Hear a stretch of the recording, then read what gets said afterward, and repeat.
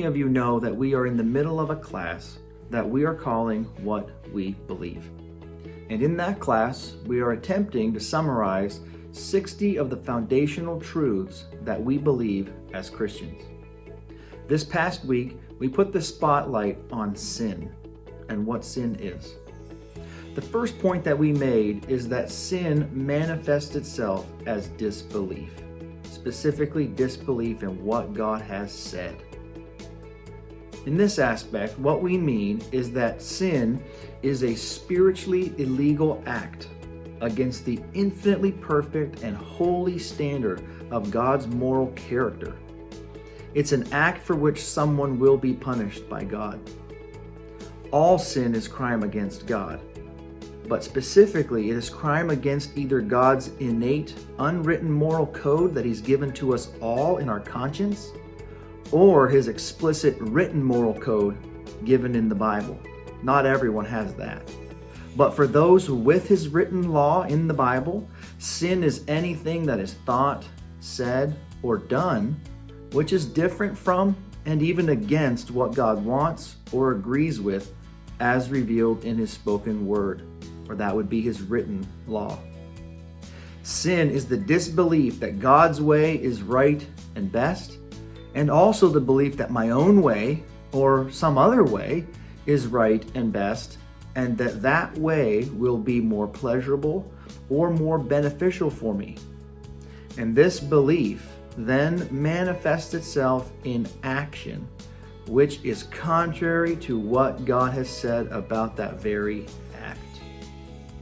We could say far more about that, but that's a summary of what we mean that sin manifests itself as disbelief, not believing in what God has said. But not all people have heard what God has said. So what about them? Well, for them, sin manifests itself as selfish independence. Let's explain that briefly.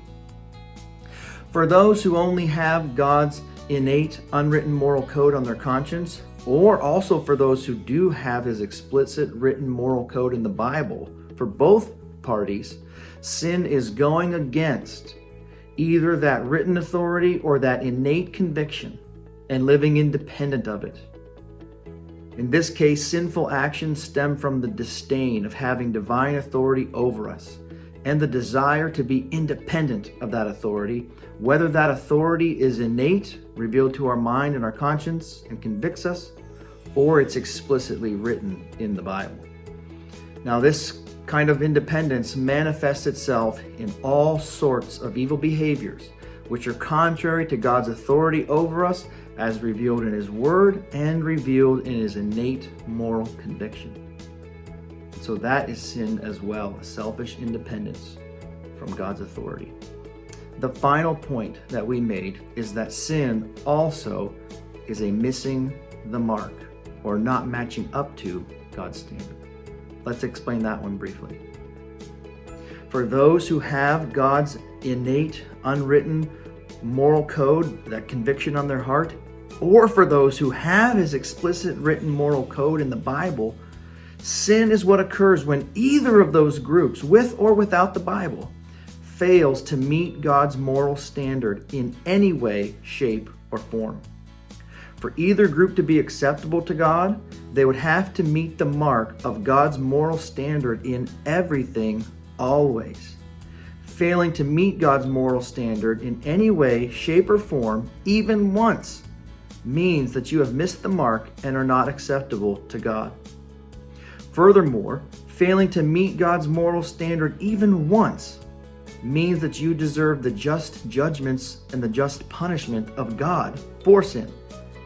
The conclusion of our time was that all have sinned, all have missed the mark, and all are guilty before God, and all deserve spiritual, physical, and eternal death, or eternal punishment, which is what God has assigned for missing the mark.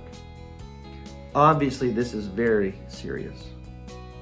I challenge you to review the session on sin recorded last week and follow us this coming week as we look at those three punishments for sin: spiritual death, physical death, and eternal death.